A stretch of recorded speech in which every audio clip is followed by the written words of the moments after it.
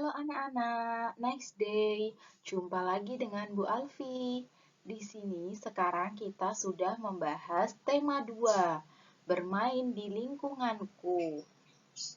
Nah, subtema 1, bermain di lingkungan rumah.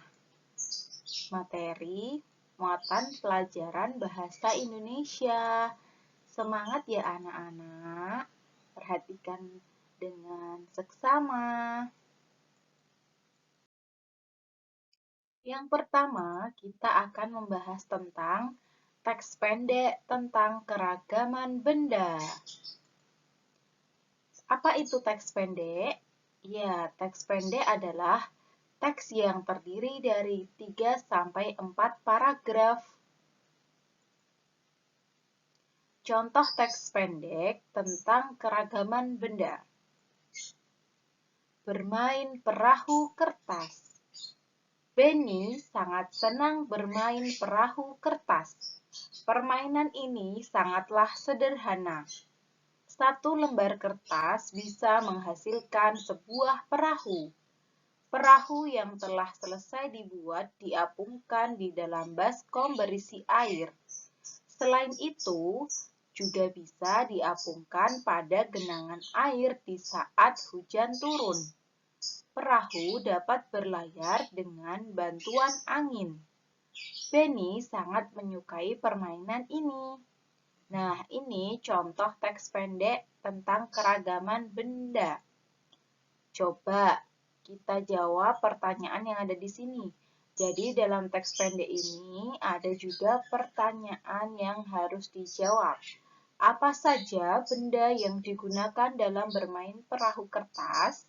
Dan yang kedua, bagaimana cara memainkan perahu tersebut? Jawabannya kita lihat ya. Untuk yang pertama, apa saja benda yang digunakan dalam bermain perahu kertas? Bahan di sini, benda yang digunakan kertas yang dibuat menjadi perahu kertas, dan air dan juga tempat airnya. Nah, untuk cara memainkan perahu yaitu anak-anak membuat perahu dari kertas.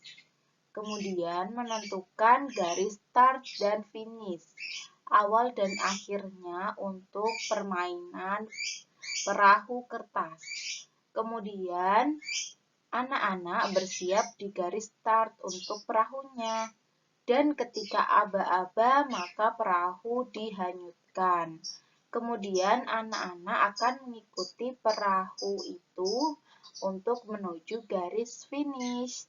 Siapa yang sudah pernah mencoba bermain perahu kertas? Bisa dicoba ya anak-anak. Selanjutnya, menyebutkan isi teks pendek. Isi teks merupakan unsur yang diceritakan atau dibahas dalam teks. Jadi, isi teks itu terdapat unsur yang diceritakan atau dibahas dalam suatu teks. Nah, unsur dalam teks itu terdiri dari yang pertama, ada masalah. Dalam suatu teks itu ada suatu permasalahan. Permasalahan apa yang dibahas dalam suatu teks tersebut? Yang kedua, dalam suatu teks juga ada peristiwa. Peristiwa atau kejadian apa yang ada dalam suatu teks. Dan yang ketiga ada cerita. Dalam suatu teks terdapat cerita. Teks tersebut menceritakan tentang apa? Nah, kita harus membaca dengan seksama agar dapat menyebutkan isi teks pendek. Kemudian mencari bahasan utama yang ada dalam teks pendek tersebut.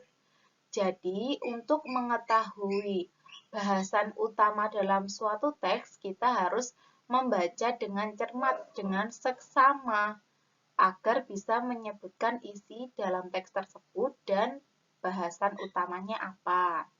Nah, coba kita perhatikan teks pendek berikut ya, tentang bermain simpai. Tahukah teman-teman apakah simpai itu? Pernahkah teman-teman memainkannya? Simpai adalah alat permainan yang berbentuk lingkaran. Simpai terbuat dari rotan. Simpai dapat dipakai untuk bermain dan berolahraga. Cara memainkannya dengan memutar simpai di pinggang. Kemudian, pinggang digoyangkan mengikuti putaran simpai tersebut. Permainan ini dapat dilakukan secara bersama-sama. Pemenangnya adalah pemain yang dapat mempertahankan putaran simpai paling lama. Nah, dalam cerita ini, simpai ini itu seperti hula hoop. Kata lainnya hula hoop ya anak-anak, yang dimainkan di pinggang. Berbentuk lingkaran, dimainkan di pinggang sambil digerakkan pinggangnya. Nah, dalam cerita ini, dalam teks pendek ini, untuk kita bisa mengetahui bahasan utamanya, kita harus membaca dengan seksama, dengan cermat. Nah, dalam cerita ini terdapat yang dibahas ada apa aja? Ya, di sini ada pengertian simpai. Terus juga ada bahan untuk membuat simpai. Terus juga kegunaan simpai dan cara memainkan simpai. Seperti itu anak-anak. Jadi kita harus bisa memahami dulu isi dari teks tersebut supaya kita bisa mengetahui bahasan utama dalam teks.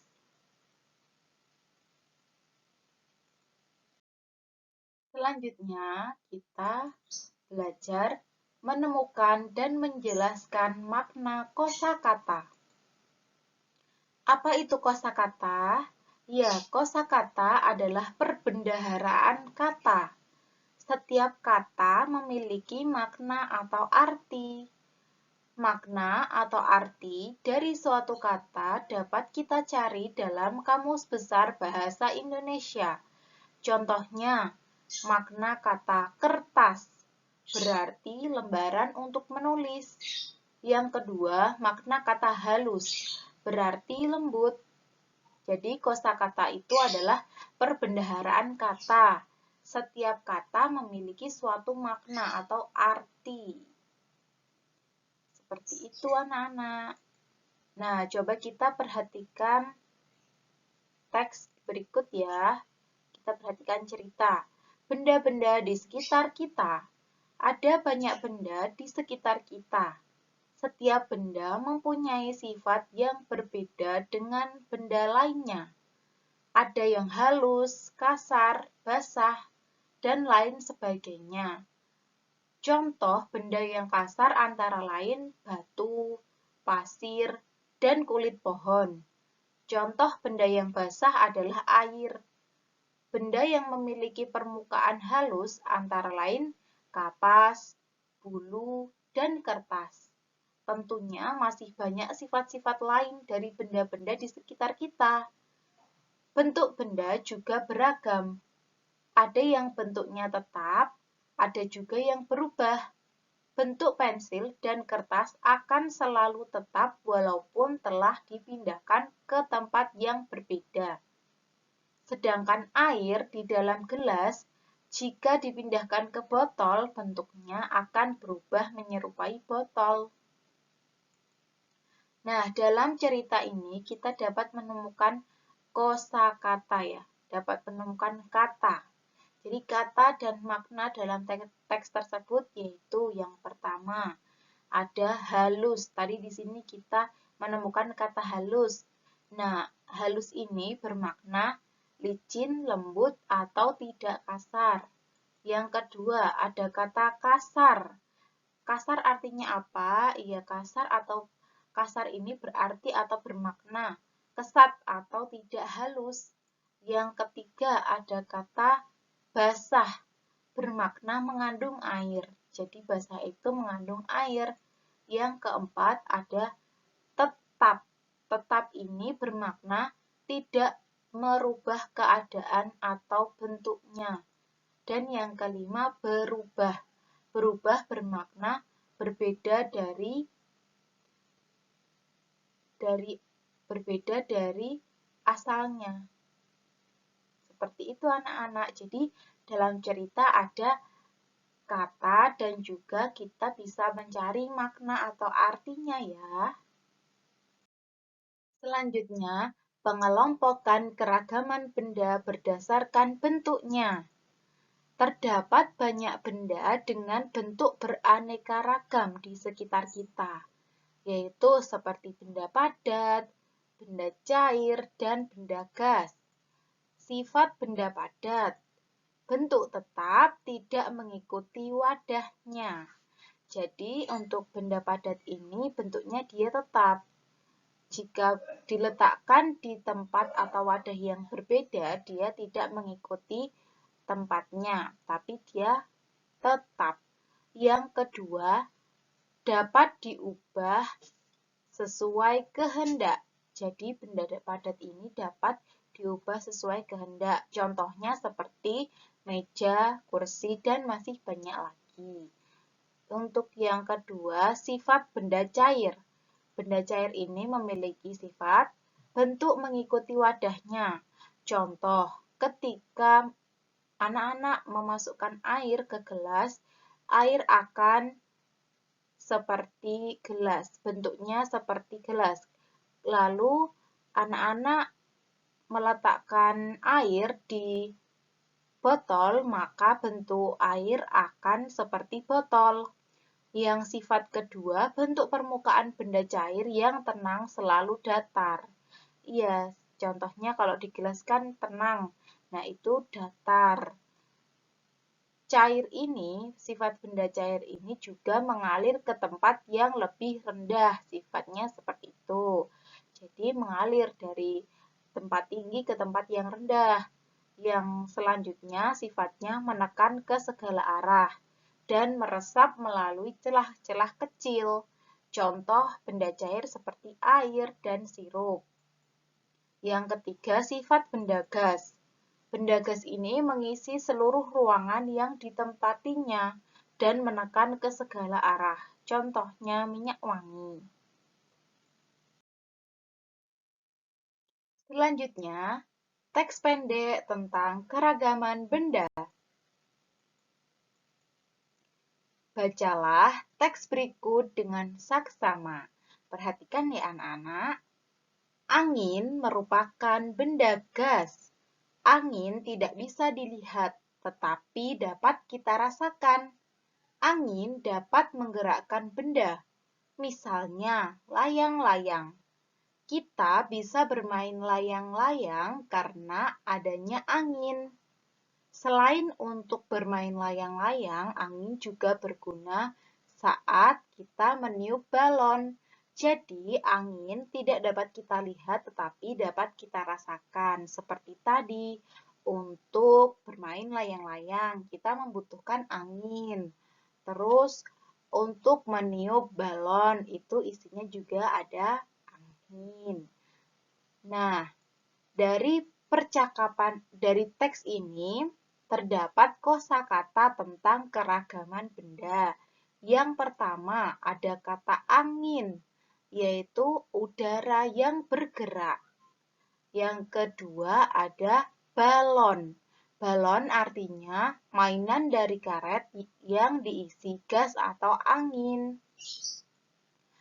Di sini ada gambar percakapan antara balon dan perahu. Karena di dalam perutku juga ada udara perahu, ketika udara itu ditiupkan, aku dapat menggelembung. Nah, jadi di dalam balon itu terdapat anginnya agar balon bisa menggelembung. Berarti udara sama-sama berguna bagi kita. Percakapan antara balon dan perahu. Perahu ini membutuhkan angin seperti perahu layar yang membutuhkan angin untuk bergerak.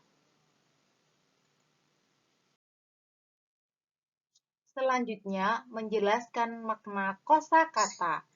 Nah, ini Bu Alfi ada percakapan. Kita baca ya. Ayo, Kak, Apa yang dimaksud dengan benda gas? Kakak, benda gas adalah zat ringan seperti udara. Ayu, bagaimana bentuk dan ciri-ciri benda gas, Kak? Kakak, perhatikan balon itu.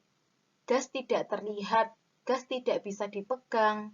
Balon dapat terbang dan terbawa angin karena ringan. Nah, dari percakapan ini membahas tentang benda gas.